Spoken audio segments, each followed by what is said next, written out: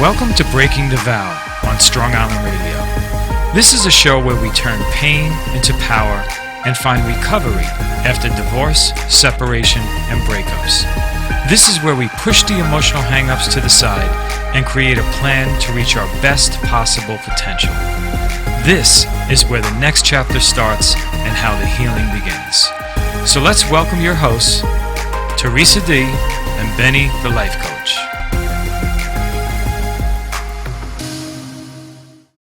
And here we go. This is episode number 3 of Breaking the Vow, turning pain into power and finding recovery after separations, after divorce, or any sort of breakup.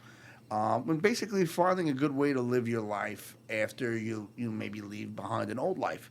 So I am Benny, the life coach, and with me is Theresa D., queen of everything. You got that right.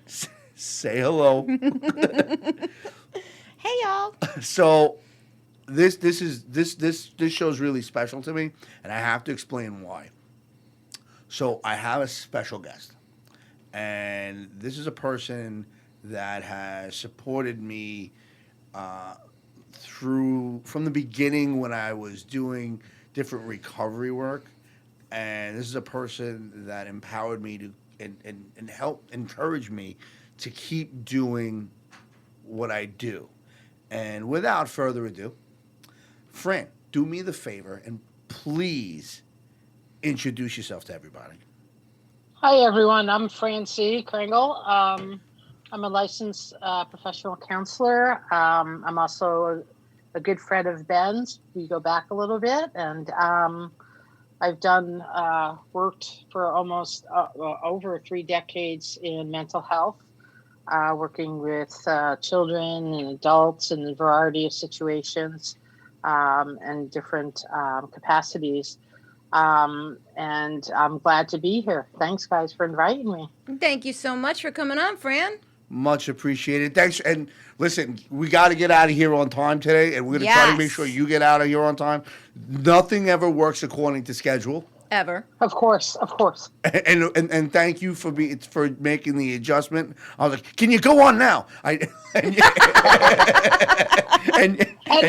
for you, Ben. Anything for you. So, anything for you as well. So, how did we first meet? We met. I was a school psychologist in the district, and Ben came in to talk to the students, and very, very empowering, very impactful. And I had the pleasure and honor of being able to be there when he was talking to the students about his journey and how it impacted them. And it was like love at first sight. Ben Absolutely. and I have been good friends since, and love at first sight. So, I love that. Well, Fran has the type of presence, so I deal with social anxiety, and I've spoken about this with Fran and you as well, Theresa, at great lengths. Before I do presentations, especially in school, because I never had I never went to school. I didn't go to high school. I was away. Yeah. I was in trouble, and when I go in and I see the whole school setting, I have these feelings of anxiety, fears, and then there's regrets, and I allow all of that emotion to surface, and I cry. Yeah. When I let it go because that's my job. Right. I want people to understand it's okay to feel. Right. And I want you thinking. And I remember there was the last block of the day, and it was a Friday, and all these kids were going to be anxious to leave.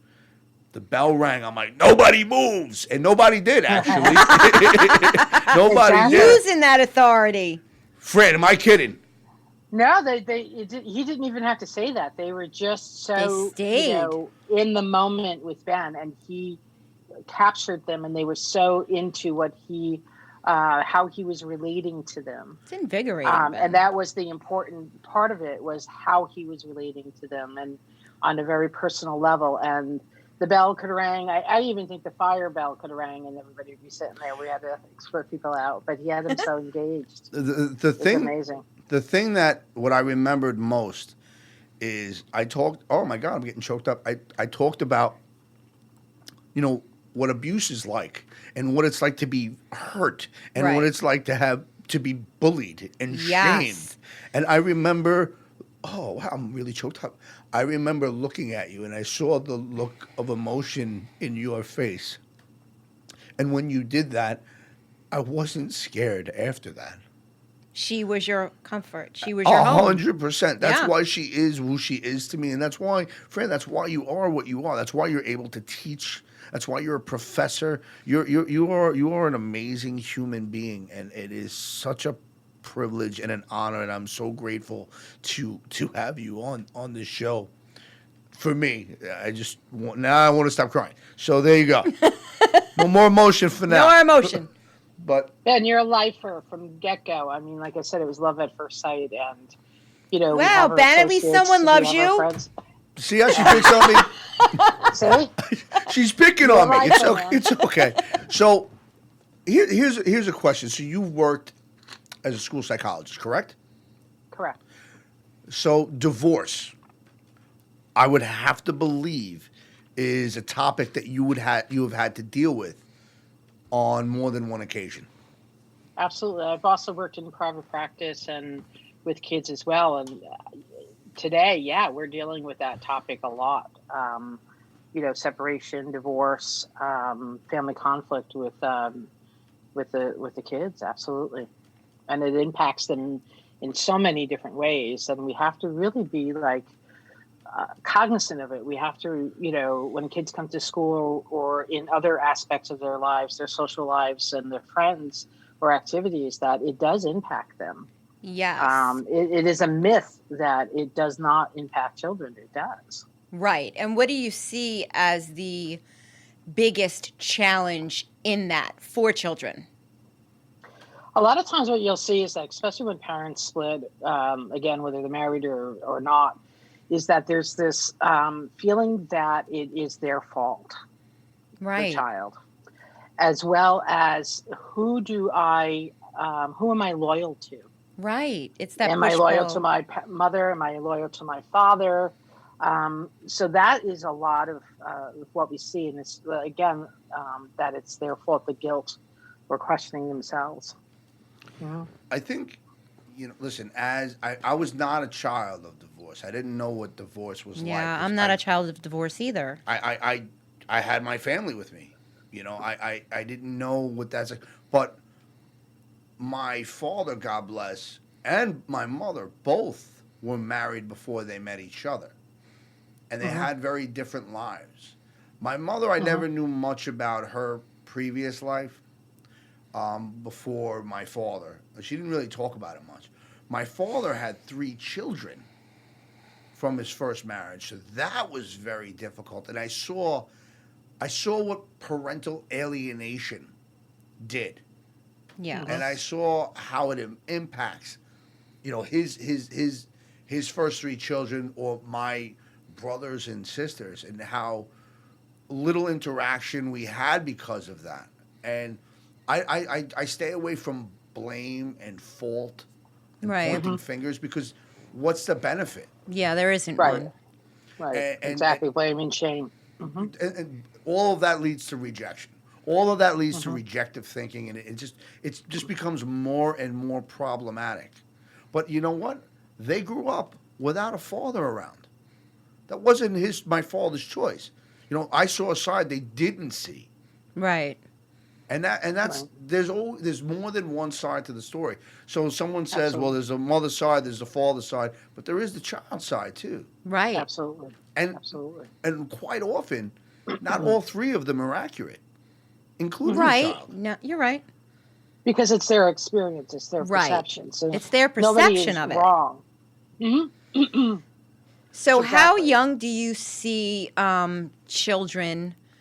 What is the most common action you see in children of divorce, young children? Like grade The most school age? Yeah. Like reaction to the separation Yes. or divorce. Mhm. Sometimes it could be acting out behavior, that they're angry, that they don't want to participate in things or do things, or it's no, or it's kind of like separating themselves too from the parent, Right. because they're trying to self-preserve and self-protect too. Right. But a lot of times it's anger, and anger in kids is a little different. We think about depression in adult terms, where we could see someone sad, someone not eating, not sleeping, or just very melancholy. But in kids, sometimes, a lot of times actually, if a child is angry and acting out, that is also a sign of depression too. Really? Yeah.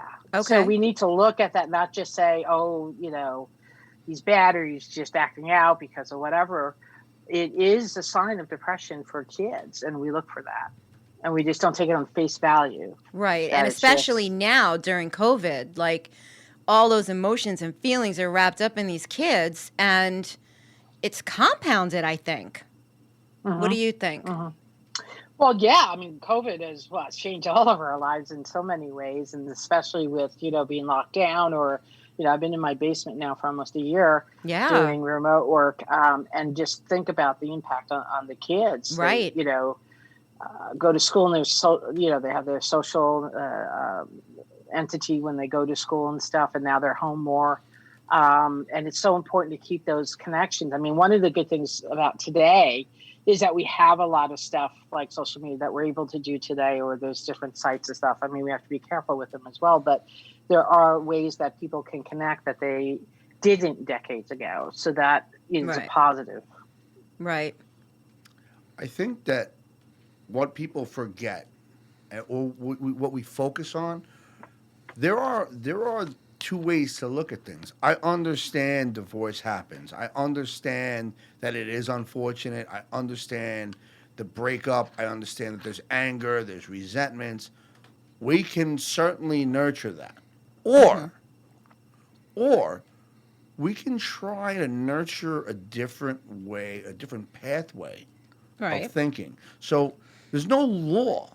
And, we're going to go to a commercial break in a couple seconds, but there's no law in trying to find a new way to enjoy our social connectedness. It doesn't have to be a punishment. So let's go to a quick commercial. Let's go to a quick commercial, pay a few bills. We'll be back. And we'll be right back.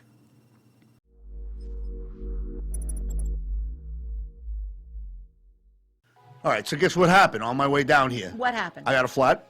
You did? I got a flat. Oh. I'm not happy about it. No. But you know what I'm going to do? What are you going to do? I'm going to go call Tommy at 631 Tire and Wheel. He's located at 666 West Hoffman Avenue in Lindenhurst. I have his number. I think I'm going to call him first, though, just to make sure. Yeah. Because he's a busy man. He is he's a good busy at what man. he does. Yes. 631-412-5165. Ask for Tommy. Yes. Then, guess what happened? What happened? Not only did I get a flat tire, my rim banged out. You bent the rim. So, Reliable Rim Repair, 146 Banger Street, Lindenhurst, 631-201-2003. Guess who I'm asking for? You're asking for Tommy. Who else would I ask for? Of course. Absolutely. Remember Jen, we had her on the show? I love her. I love her too. She's smart. Yes. She is associated with Wand and Goody LLP. She studies divorce and family law. She's in Huntington. What's the number on that again? 631-462-3434. Jennifer Goody, right? Jennifer Goody. That's who I would ask for. Me too. So guess what? What? Again, it's your fault that we work late. I am so hungry. Giovanni's? Yes. Promise. Yes, I promise. Okay, I'm getting eggplant parm. I'm getting pizza. Maybe I'll get both. A little pasta. I think we should. A little pasta. Yum. I'll lose my elbows in the sauce. I love it. Giovanni's, I can't 1009 Little East Neck Road in West Babylon. 631-669-9507. Ask for Gio and be sure to tell him.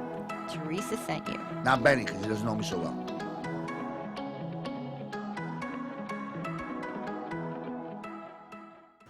All right, so we're back.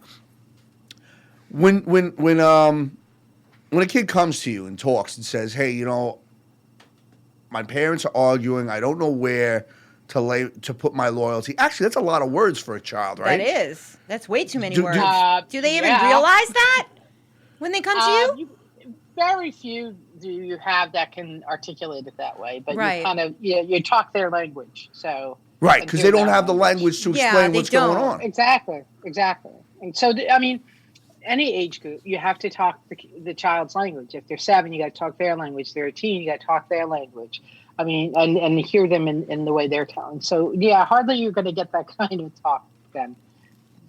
Even some adults can't even articulate. That's true. Right. So, getting them to discover the language or the words, to have the vocabulary to talk about what's going on, I'm sure that could be a little challenging also.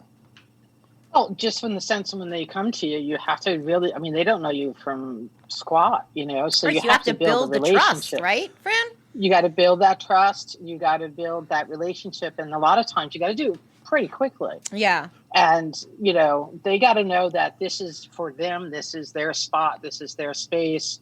And obviously, again, that whatever, for the most part, whatever anybody says in a situation like that is confidential. Right. And just so that they know that you're there for them. This is about them. And that could take a little while. That could take a few times meeting and stuff like that. But if you are with anybody, but especially with kids, because they can pick out when someone is just really being unauthentic or just like throwing a lot of crap around. They could pick that up really quick. So you got to be authentic and be real, be down to earth. Right. That's what I feel has, a better response for these kids. And it's hard because they don't want to let a family secret out either. We go by, again, to that secrecy, or if I tell you that I might want to be with mom or more than dad, there's a disloyalty there, and that it brings on a lot of feelings. Yeah. So it's very careful. Right. So one thing I remember doing a presentation. I spent a day in the high school that we met at, which names are not important because confidentiality took me a while to get that out. Is very important to me. And part of what confidentiality means to me, it's more than just keeping your word. It's more than keeping someone's privacy. It's a way to honor somebody. It really is. You honor them, and it's such an amazing thing because they could feel comfortable now with you, right? So I remember doing, I think it was the second block. I go in, and it was a difficult day, and I mean there were kids that got really emotional, and one girl was in the class, and I remember she had to run out of the room because her father, and she experienced substance abuse and alcohol abuse dependency disorders in her home. Now, is that how common is that? For kids or in divorce? Well, to be dealing with that, especially in divorce. In the home, yeah, it's very common. It's very common. And how do you work with a kid like that? Because they don't know. Yeah, they don't know. And another really important question. So, even though we try to go stigma free, which I don't know how realistic that is, we want to go stigma free. That's a great idea. I love that idea. But still, children have stigma too, and that means because they hear the word. So figure this: I was doing something called Not Even Once. So they brought me in. So the kids would not even once. They're not going to get high. They're not going to drink, which is not realistic. But okay. So now they also have this is what an alcoholic is. This is what a drug addict is. And then all of a sudden, there's a child in that classroom getting an education about how mom or dad or their brother or someone in their home is.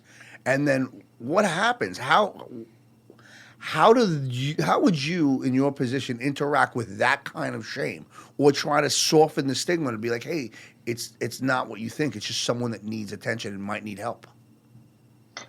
Basically, just saying it the way you did, keeping it real, keeping it down to earth. I mean, that's my experience. It's just keeping it real, allowing someone to talk and have their truth be heard and their experience to be heard. And once you create an atmosphere like that, you'd be surprised at how much, you can develop that connection and that you can help someone. So I would say just the way you said it. Right. So we have seen people that, and I certainly have kids that were like,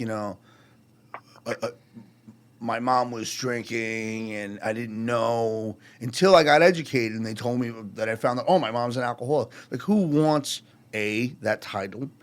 Right. Who wants that level of pressure? Right. It's tough enough being a kid. It really is. It's tough enough being a kid, let alone have the added pressure of divorce Yeah. on top of that, right?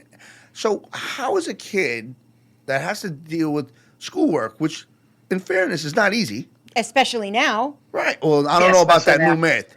Yeah. What happened to the old What math? happened to the Common Core? What happened with Common Core? Why did they do that? Why? I don't know. That's why I love you. I don't know. 2 + 2 still equals 4. Yeah, there's no reason. The old math worked for me just fine. I had old math. I turned out all right. I know how to balance a checkbook. Right. I don't Kids understand these days some don't of know the how stuff. to do Kids that. comes in, I'm like, I have no clue. I know. No clue. Kids these days don't even know how to write script. They Not for don't. nothing. They took that out of school, right? They did. They took it out. Yeah. They Oh, did. my God. They did. They did. So back to it, though. I mean, learning is not easy. No. No. Some No. people have natural ability in math class. Others don't. Some people might be good at reading. Some people aren't. Right. I was never good in school. I had learning disabilities that I didn't recognize or they were never addressed. So I struggled and I just thought I was stupid. And then I had tensions in my household. Even though my mother and father stayed married, that didn't mean there wasn't tension. Oh, yeah, absolutely. And then with Right, because the old school way of Right. thinking about it, right? Yeah. Right. Decades ago was that if there was a problem, we stayed together because of the kids. Right. You Right. always So stayed together. Right. Always that was the mentality, Right. Right. And So you don't tell nobody the nothing. education- That's it. Exactly. You don't tell anybody anything. My parents are married Exactly. 57 years. Everything Right. Whatever stays a happens in secret. this house stays in this house, and we stay together Yes. because of the kids. Yes. Exactly. And now that has evolved, saying that, like, listen, that isn't always the best solution either, Right. because then the child is right there in there dealing with all the issues of the parents right then and there. Exactly. So sometimes separating or divorcing might not be the worst thing, but it's Right. how you go about it and how you co-parent, how, taking the heat off of the child, making sure that the child, whatever age they are, know that it is not their fault, Right. that they both love the child, that, explain it as best you can in the understanding of where the child is at as far as their age and what they can comprehend. Let them, if they had enough, which they would kind of let you know, to step out of that conversation and come back to, because kids will do that. We do it as adults. So we have to Right. remember that kids do experience things they're not Right. immune to, and they pick up the feeling, the emotion, even as young as 1, 2 years old, 3 years old. They Right. might not understand what you're saying, but they But they're a totally sponge. feel the emotion Yes. that's going on.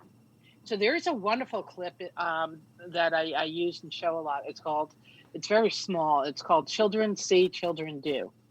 If you get a chance, see it, because it really shows how children pick up from the significant adult in their life, either words or actions or anything, or just the emotion. They might not know what that is all about, but then it starts to get incorporated into how they see the world or how they interact with the world, which could cause complications for them, Right. either personally or socially or academically or whatever. So we have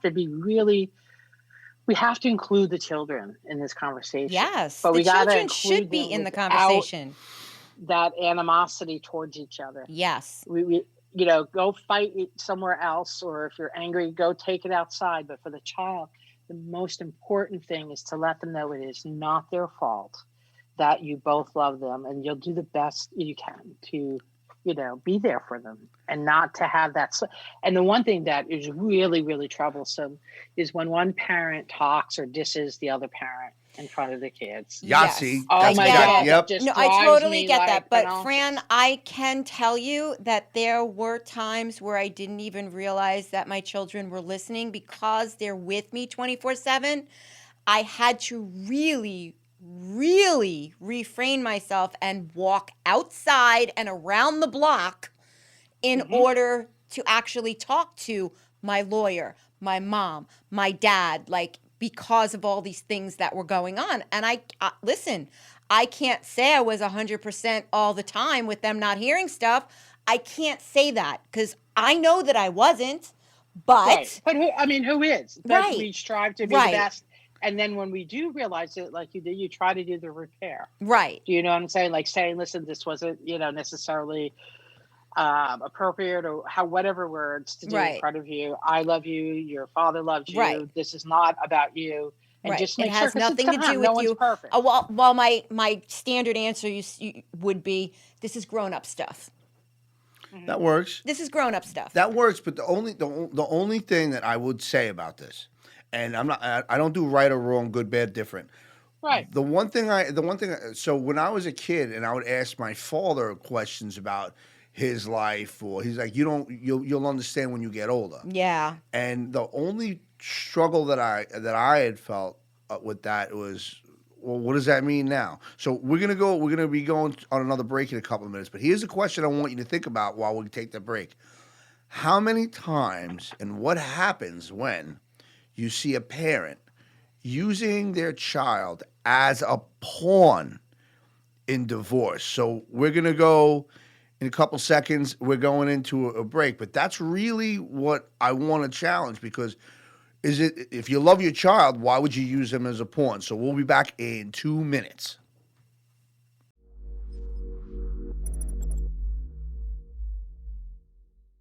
All right, so guess what happened on my way down here? What happened? I got a flat. You did? I got a flat. Oh, I'm not happy about it. No. But you know what I'm going to do? What are you going to do? I'm going to go call Tommy at 631 Tire and Wheel. He's located at 666 West Hoffman Avenue in Lindenhurst. I have his number. I think I'm going to call him first, though, just to make sure. Yeah. Because he's a busy man. He Because is he's good at what he does. Yes. 631-412-5165. Ask for Tommy. Yes. Then, guess what happened? What happened? Not only did I get a flat tire, my rim banged out. You bent the rim. So, Reliable Rim Repair, 146 Banger Street, Lindenhurst, 631-201-2003. Guess who I'm asking for? You're asking for Tommy. Who else would I ask for? Of course. Absolutely. Remember Jen, we had her on the show? I love her. I love her too. She's smart. Yes. She is associated with Wand and Goody LLP. She studies divorce and family law. She's in Huntington. What's the number on that again? 631-462-3434. Jennifer Goody, right? Jennifer Goody. That's who I would ask for. Me too. So guess what? What? Again, it's your fault that we work late. I am so hungry. Giovanni's? Yes. Promise. Yes, I promise. Okay, I'm getting eggplant parm. I'm getting pizza. Maybe I'll get both. A little I pasta. think we should. A little pasta. Yum. I'll lose my elbows in the sauce. I Ah, love it. Giovanni's, I can't wait. 1009 Little East Neck Road in West Babylon. 631-669-9507. Ask for Gio and be sure to tell him, Theresa sent you. not Benny, because he doesn't know me so well.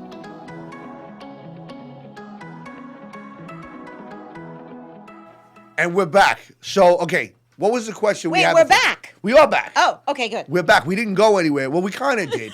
We had to do commercials.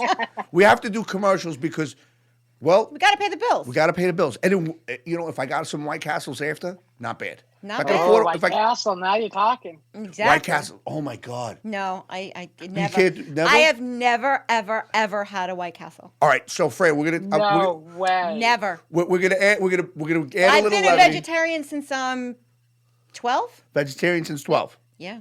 God bless you. I like We meat. got veggie burgers. Listen, we're gonna add Well, a as little. far as I know, they're not real meat. So, Okay. are they? What? So there you go. Vegetables? White Castles. Right? Well, yeah, I don't think it is. I don't know what it is, but it's good. But it's good. So, just to add a little levity before we get back into the serious question, I have been taking food challenges, Oh, I can't. and they're dares. And I can't. listen, I everyone's. can't. I turn green. She does. So everyone is pissed off, and the society's like, "What the hell's going to happen?" And it's like politics has become the new religion.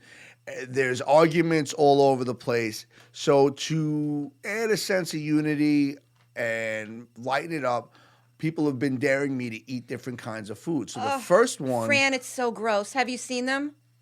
no. Oh, So the first one was a canned cheeseburger, in a can, a cheeseburger in a Cheaper can. than a can. It's meals Oh. ready to eat. It So gross. Comes from Germany. Not too flavorful. Not too good. Disgusting. Then what I do after that? Then I ate these jelly beans that were really spicy. Yeah, that wasn't so yeah. bad. I ate Your eyes were tearing during those, though. that one. Well, the last one Yeah. got hot. Yeah. So, and then I did a ghost chili pepper dipped in habanero sauce. Oh Yeah. my God. I'm a tough guy, so Did not really. fire come out of your butt? and then wait. Baby eels. Oh, Baby eels out of a can. Not so tasty. so gross. Fred, I have a question for you. Ever hear of Rocky Mountain oysters? No. Okay. There's really no nice way to say it. It's bull balls. Oh, yes, I have. But it was Yes, I jerky. have. It's disgusting. It was disgusting. That was bad. Then there was yak jerky. Like yak, not as in gross. vomit yak. Yak is in the animal, like the cattle Yeah, from but India. you want a yak like I vomit. did. It was that. I don't understand. People say, "Oh, I want a stack." What do I feel like eating? Yak jerky. I never heard No. anyone say that. Ever. No, I've never. No. I grew up eating gefilte fish because when I was a kid, that was a thing in the house. That's not for me, but they dared me to eat that, so I did that.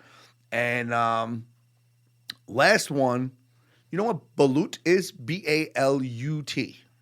No. What is that? It is. Do I want to know? It's Do I want to know? a duck egg with You like a don't little want to fetus know? inside it. Yeah. It was the grossest Yeah. thing I have ever seen. Yeah. But you want to know something? Okay, I get it. And I can't even think about it. the listeners are going, "What the hell does this have to do with divorce?" I'll tell you why. I'll tell you what it has to do with it. Because you know what? People are divorced people over there. Because it made everyone laughed. Everyone laughed. I had good friends of mine call me up and be like, I got so much going on in my life, and at least that made me laugh. Right. So there's no law that says you can't have fun. There's no law that says you can't laugh. Now, this is why I wanted to add this little break of levity and lighten it up a little bit, because what I asked before the break, how many times and what happens when you see a parent using their child as a pawn in divorce? What happens? It is so wrong. Because again, we're going back to you making the child the focus, and it's not the focus of the Right. separation or divorce. And Well, that Fran, is just can you first tell us what would be an example of using a child as a pawn? you're not going to get, Johnny on the holidays if you don't do X, Y, and Z. Oh, God, that's Oh. terrible. That's Even I didn't do and that. it's about right. It's about the parents. So work it out. Don't put the child in that situation.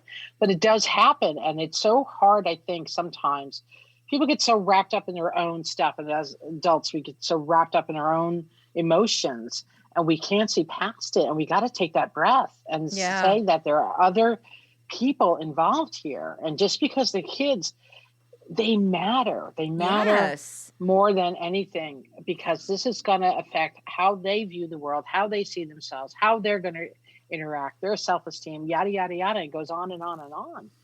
And For the rest of their lives. Pretty much. And then they're going to have to undo the stuff that happened because the parents were not able to talk to each other or be that cushion for them, because they are going through it. And I think one of the important things, especially, it's just one basic acknowledge that the child is going through this as well. Right. It's not just about mom and dad. The child is going through this as well, their child, and it affects them. Just to springboard off that idea, the one thing I was thinking as you're talking, there are times in my previous life and while trying to find my own sense of recovery after divorce, there were times it was not my intention to put my child between myself and her mother. It was not my intention to make her feel guilty. But interpretation doesn't always match intention. And what happened from that, even though I had the best of intentions, there was still, I was operating under the ideas of resentment and fears of further rejection and fears of further resentment coming down the line. So there was, for example, there was a daddy-daughter dance that was going on with almost every school. So I called and I said, "Hey, are you having a daddy-daughter dance?" And she said, "No." I said, "I'm letting you know. I'll be upset if you had a daddy-daughter dance and you took her stepfather, I guess, instead of me." Now, I understand what I was thinking. I understand what I was feeling. I understand what I was trying to convey.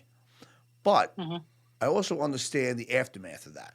And the reason why I understand is because I learned. And the reason why I expose this isn't to say that I was a bad dad or I did something stupid. It's because I want, if there's a dad listening right now or a mom listening right now, or two moms or two dads, no Doesn't judgment matter. here. Doesn't matter. The idea of putting someone in between is so unfortunately unhelpful. Yeah, And- it doesn't help anything ever. No, hey, listen, I had to pay the price for living with resentful thinking. And I've had to learn how to recover from that Right. and honor my daughter's opinions and thoughts and wants. It's not about me, it's about her and what she needs. And Right. hearing that, saying that allows me to accept the fact that I had something to do with that. It clears up my side of the street, which is what we always talk about on the show. Right. This is not a show to blame, point fingers. No. Right, This exactly. is all about accountability. Now, when you see parents hold themselves accountable for their actions, is that a benefit? Absolutely. Absolutely. And then in anything, when they can take that, and it's also role modeling. We tend to think that we're not, even in benign situations, we're role modeling to younger people. And especially if you have children, we're role modeling even the smallest thing. So, and then when you're able to say, because no one is perfect, right? We're all human. We may have faults. We all do things, like you said. Then our intention sometimes does not come across as someone receiving it and stuff. But I always have a saying, and I try to live my life by it, and show other people too that I work with or work for. Just fess up when you mess up. Right. Just fess up when you mess up. And I there's love no that. shame Love in that. That's a good one. I love that. Fess up when you mess up. That's going to be said a I lot on love this show. that. Fess You're up when great. you mess up. Yep. And what you're doing to your child too, if you make a mistake, because we all make mistakes, there's no such thing as a perfect parent. Right. But There's if no you handbook. model to them and say, I messed up. And that shows not only that you're taking in your child consideration, but you're showing them too that, oh, okay, if I make a mistake, because I will, mom and dad make mistakes, that's okay. There's nothing wrong with that, right? That I also, to acknowledge it. And then you learn from it and you move on. Right. I think, So fess up when you mess up. love Yes. that. I think I love it. something really important when you hold yourself accountable, rather than look for other people to hold themselves accountable, you rid yourself the disappointment of someone else possibly not holding up their end of the bargain. Of course. So, right? No, Yes. So, okay, if I'm waiting for someone to apologize to me and they never apologized to me before, that's wasteful. It's totally wasteful. Especially in divorce. Listen, I remember wanting my child's mother to behave a certain way. Guess what? She wanted me to behave a certain way. Right. Neither Exactly. she nor I did Exactly. that. Right. And for me, especially post-marriage and after divorce, to expect her to honor my thoughts, wants, and needs then when she didn't marry when we were a couple, Right. and vice versa. Right. That's why That's why I do not It and will wasn't not. going to change. I will not ever badmouth my child's mother, because you know what? She is a good person, same as I'm a good person. We were two people that didn't work out. Right. Right. And And that's that- really, isn't that the bottom line? That's the bottom line. It didn't work out. So why does it have to, if that's the bottom line, why does it have to spread out into this angry chaos? Right. Does that make sense to anyone? It doesn't make any sense, but yet it happens every day. Every day, and it gets Right. worse, not better. Right. So Fran, you and I have tackled the topic of addiction and alcoholism together, correct? Yes. All right. All right, we're going to take a break now. Oh, wait. And Yes, go ahead. yeah, we have to pay the bills. Sorry, Got to pay the Ben. bills first. Got to pay the bills first. We're getting to this in a minute, though. You When folks we- got to come back. Yeah, when we come back.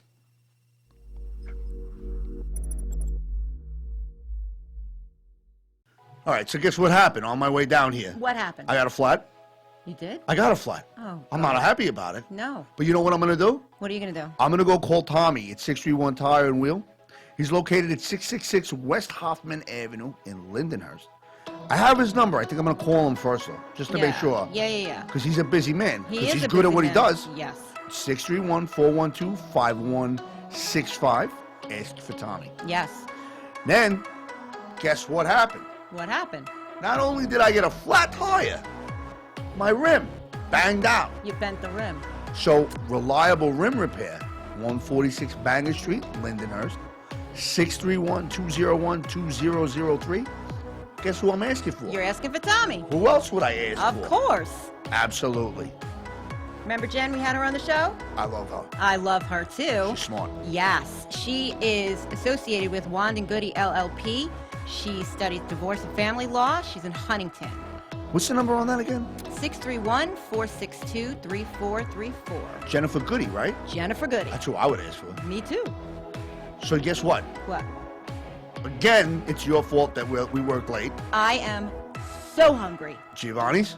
Yes. Promise. Yes, I promise. Okay, I'm getting eggplant parm. I'm getting pizza. Maybe I'll get both. A little I think we pasta. should. A little pasta. Yum. I'll lose my elbows in the sauce. I Ah, love it. Giovanni's, I can't wait. 1009 Little East Neck Road in West Babylon. 631-669-9507. Ask for Gio and be sure to tell him, Theresa sent you. not Benny, because he doesn't know me so well.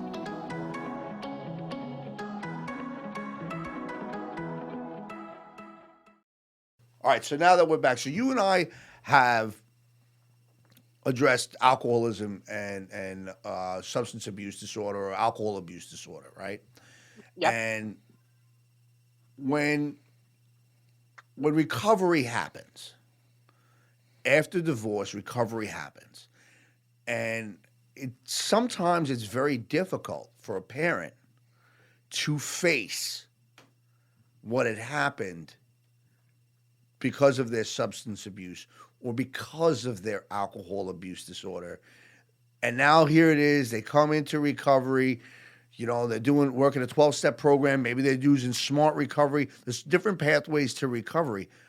Mm-hmm. How does a parent deal with their past and still move forward? You learn from it. You say, what did I learn from this?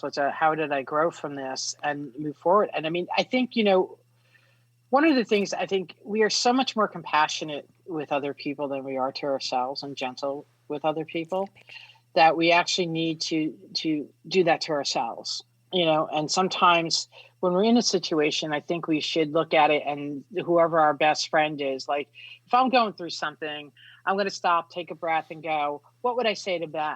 And I will articulate it and say that, because more than likely those words would be different than to myself. I'm harder on myself about it. And then at the end of it, I'll go be like, see, you got it, Fran? So we have to be more compassionate with ourselves and gentle with ourselves, I think. No, I agree with that. I agree with that. See, there's that common saying, I am my own worst enemy, right? Yeah. I don't know anyone that hasn't heard You're that. your own worst critic. Right, own worst critic. Yeah. Then if that is so, then it could be equally so, I am my own best friend. I am my own hero. And don't be afraid to be your own Yes, superhero. but people don't think that way initially, I don't think. I think it's always they're their own worst critic. I agree. So then the idea is to find recovery. Right. Now, if you were to find recovery, which, first off, let's define what recovery is. So, Fran, what would you say recovery is? Recovery is going through the process of a healing. Right. Healing oneself. And in that, what we're doing is we're also, being compassionate to ourselves, realizing that we are human, we make mistakes and grow from it and move forward. And sometimes, and most times, that also includes with the people around us as well. Right. What do you think? What's recovery to you? Exactly what Fran said. Okay. Recovery to me, everybody is recovering from something, whether Absolutely. it's something I lost, whether it's time I lost with my child, whether it's pains that I had from my childhood. And a lot of times we live in the past. So I've heard so many speakers, and I talk about this often, how the mind is a record of the past. It records our history. Right. And what Sure. happens is we really get caught up in that. Everyone has a pattern that they live their life throughout. So they wake up. I put my cell phone where I put my cell phone. My keys are where I put my keys. God forbid I put them someplace else. By the way, I'll go around the house looking for them like a Me lunatic. too. Someone broke in my house and Same. stole my. Oh my Yes. God, it's the worst. So then you're walking around going, all right. Then you just move in this pattern, this habitual pattern. So what happens is essentially you're already living with that mindset. You're thinking about something that happened. How do we recreate this new pathway? And that's really what recovery is. It's disconnecting from an old pathway of thinking and connecting to a new pathway. So it's neural plasticity, right? And which Now is you're getting all scientific on me? I'm a certified hypnotist. That's Yeah, what I okay, do. whatever. I am. I really am. I know. So Fran, I got to tell you, I was on the phone with an old friend of mine that knew me back in the quote unquote day. So he's like, "So what are you doing with yourself now?" I says, "Well, I'm a life coach." He's like, "You're a counselor?" I go, "No, not really. I'm a life coach. I'm a peer advocate. I do." I'm a sober coach, kind of like that. And I'm a mental health first aid instructor. He's like, yeah, right. So, that sounds weird to me, right? And I go, yeah, I get it. He's like, don't forget, I was in the room that time you ran in naked with blood all over you. And I'm not getting into that story either, but I was like, oh my God. So sometimes that whole idea of who we were comes up. Yeah. And it's okay to laugh at it. And it's okay. I mean, that was a very long time ago, by the way. Very long Don't worry, time I'm going ago. to follow up with that story off Right, exactly. You might know it. I already know it. You'll know. I can't. This one doesn't go for the air. No. This one can't go for That on the air. definitely That's can't what be I'm on saying. air. At least not on episode 3. No. Maybe episode 5, 6, Maybe 20. maybe or 26. I don't even. Maybe not. I don't know. So the whole idea is there is a way to kind of switch your life. It doesn't have to be doom and gloom. Recovery to me is not living behind that feeling of impending doom. Yeah. Accepting who you were, where you were, and moving forward. Yeah. We are who we are at any given time under the circumstances. And you're absolutely right. We go back to the compassion. It's a journey because, we live out, like you said, we do things over and over again. And, even as much as we want something to change or for someone else to change, we may be very uncomfortable with it because we're used to, if we can predict, we feel comfortable in that. We feel comfort in that. Even if it's like the worst thing that could possibly happen, we know that what's going to happen. For instance, if you have a mom or dad who was an alcoholic and you knew when they got drunk, X, Y, and Z will happen. And everybody wants this, dad to sober up. And when it finally does happen, you're really thrown off your game because the dance has changed and you don't know what to expect. And there's a little part of you that's kind of like, not that you want it to happen again. You're happy that mom or dad stopped drinking, but you knew what to expect. And when we don't know what to expect, we're so uncomfortable with change. We're so uncomfortable with being uncomfortable. Right. We need to start getting used to, the comfort. So it is a journey. It's definitely a journey, and we're going to ebb and flow. And I think another major thing is that we need to know that it's going to ebb and flow. So things are going to go okay for a while, and then maybe there'll be a little pushback.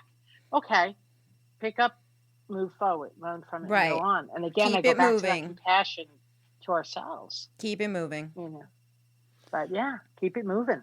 And keep it moving. That is what's recovery. rather than stall, live in the past, repeat the same process, stay miserable, stay angry, stay bitter. So, not to quote, and I won't even mention the show because they make me sick, but it's a reality show that I see on MTV. Don't be bitter, be better. I hated those. So when I remember when I came into recovery, they had all these little slogans. Oh my God, I hated them. I sat in a group, and they're like, Ben. And they said it just like that. Well, that's how it sounded like me. Ben, Ben. The therapist, Ben, every time you point your finger at someone, you have 3 fingers pointing back. And I said, oh, yeah? So I opened my hand, all fingers, and I go, fuck you. I was not happy. And then there was another one. They said, Ben, you complain that you have no shoes. But what about the man with no feet? That didn't make sense to me. Yeah. I'm like, fuck the guy with no feet. He don't need shoes. What does that make sense? How does that make sense? I hated all those little slogans. And, listen, and it's good to joke about this because the truth is, when you're going through a hard time, everybody has advice. Everybody. Yeah. Everybody's Absolutely. a therapist. Everybody's a therapist, except for the therapist. I don't want to tell you how to do your job. Not for nothing. But oh my! We were talking about that on the phone yesterday. You both of us were talking about. So listen, everyone. You know what the best thing to do for someone, this is what I've learned through any sort of loss or crisis. The best thing to say is, "Hey, how are you? Exactly. What are you doing? Exactly. I love you. I'm here. Hey, you need me to go to the store for you, Ben? You want to go out? Exactly. You know what I didn't talk about? The divorce, the loss. There is, so like, again, I was talking about these silly food challenges. A friend of mine called me up and he said, you know what I'm going through? And he told me about, and I got to keep it on the wraps because anonymity and all. He told me what he was going through and he says, you eating this nasty stuff on air. He goes, I thought I laughed. I don't laugh throughout my day. And thank you. You want to be a friend to somebody? Don't dwell in the problem. Dwell in the recovery. Think about how we empower somebody by being there for them and being a friend. So we got about a minute left. So Theresa, what is your constructive conclusion for today? My constructive conclusion is fess up when you mess up. Love that. Yeah, that one is getting written in the books. That's Fran. going on the white. We have a whiteboard in front of us. You can't see, but Fess that's going up when on you there. mess up. We're gonna write that down. Go. For Yes. Yeah. Absolutely. So, Fran, I again, I'm your fan. I think you and I we're doing something together in March. In March. Mm-hmm. Okay, so what I have a proposal for you, which would mean a lot to me. You are someone that I consider a hero, and that I admire greatly. Would it be possible for us to refer to you every once in a while, just to get, because we're not walking around saying that we're professionals. No, not at all. But when you teach mental health first aid, the one thing you said is always seek the appropriate help. So when we need the appropriate opinions, how would you feel if we reached out to you on that? Ben, I told you, anytime you call upon me, I will be there. Thanks, Fran. You are the best. And I am going to speak to you soon. Thank you, everybody, for another edition. Thank you. This was great. This is great. You are the best, man. Thanks, Fran. Take care. Thank you. Peace out. Peace out. Out.